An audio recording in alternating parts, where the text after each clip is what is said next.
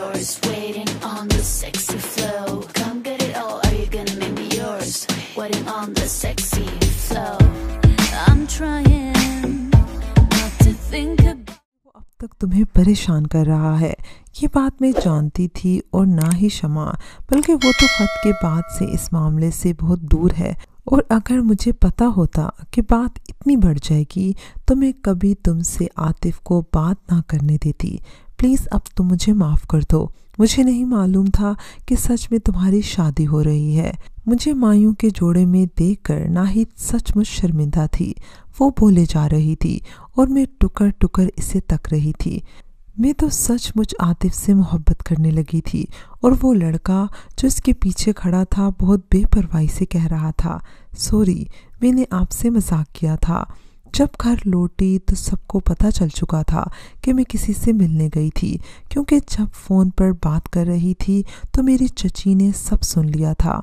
मेरे पीछे होटल के बाहर तक वो आई थी, मगर अंदर नहीं आई।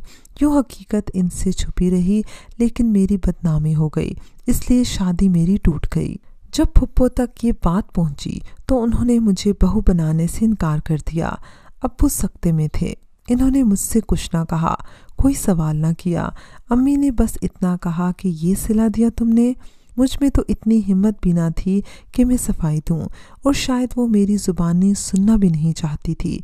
इसके बाद शम्मा की सूरत मैंने ना देखी, हालांकि इसने कई बार मुझे मिलने की कोशिश की।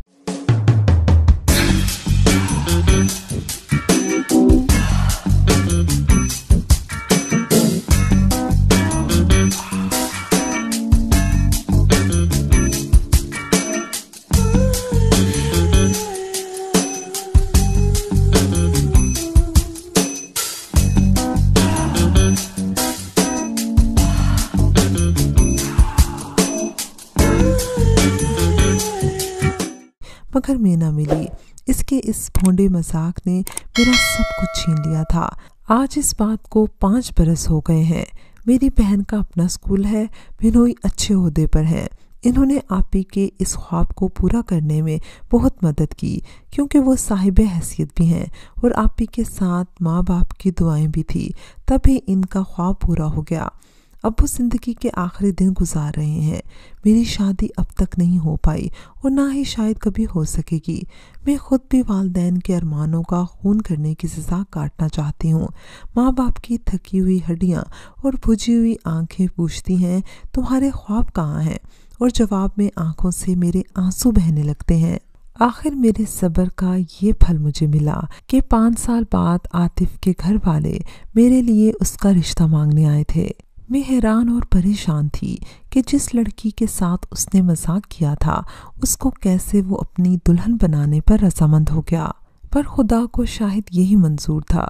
यूं 2 हफ्तों में ही मैं आतिफ की दुल्हन बनकर उसके घर आ गई। मुझे आतिफ से शदीद नफरत थी। उसकी वजह से मैं अपने घर वालों और ख़ानदान वालों की नज़रों में गिर चुकी थी। मैं हरगिज़ उससे शादी न करना चाहती थी, लेकिन मैं अपने वालिदैन को मज़ीद दुख न देना चाहती थी। इसलिए मैं आतिफ से शादी पर रजामंद हो गई। शादी की पहली रात ही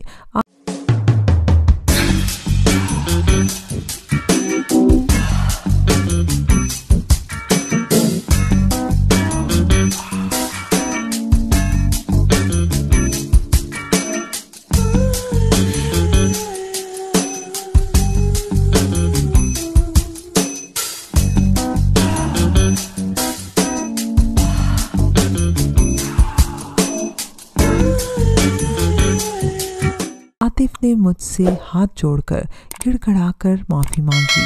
उसने मुझे बताया कि जिस रोज़ तुमसे मुलाकात करने के लिए होटल में मैं और नाहिद गए थे, उसके अगले रोज़ ही मैं कनाडा रवाना हो गया था। मुझे नहीं मालूम तुम पर क्या बीती। और आज से 2 माह बाद जब मैं 5 बरस बाद कनाडा से वापस लौटा तो नाहिद से मुझे तुम्हारे बारे में मालूम हुआ। जब मैंने ये सुना कि मेरी वजह से तुम्हारी शादी टूट गई तो मैं बहुत ज़्यादा शर्मिंदा हुआ, और मैंने खुद से अहद किया कि मैं ही तुमसे शादी करूँगा। शायद रब ताला को हमारा मिलन मंजूर था, इसलिए चट मंगनी और पट ब्याह हो गया। मैं तुम्हारा मुजरिम हूँ हीरा, तुम मुझे जो सज़ा दो मुझे कबूल हो गई। आतिफ को यूं शर्मिंदा देखकर मेरा दिल भी नरम पड़ गया और यूं मैंने आतिफ को माफ़ कर दिया। माफ़ किए बगैर कोई दूसरा चारा भी ना था कि मैं अब और कहाँ जा सकती थी। व्यूअर्स, मुझे उम्मीद है कि आपको हमारी आज की कहानी पसंद आई होगी।